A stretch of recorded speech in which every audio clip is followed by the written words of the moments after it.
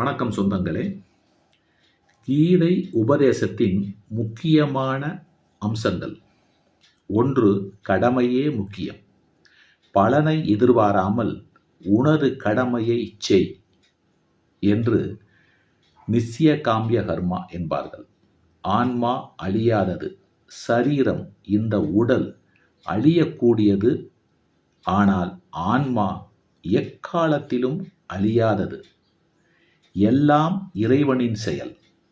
பிறப்பு, இறப்பு, வெற்றி, தோல்வி அனைத்தையும் இறைவனின் கட்டளையாக ஏற்றுக்கொள்ளுங்கள். அநீதியை எதிர்த்தல், அதாவது அதர்மம் பெருகும்போது அதை எதிர்த்து போரிடுவது தர்மம். அதர்மம் பெருகும்போது அதை எதிர்த்து போரிடுவது தர்மம்.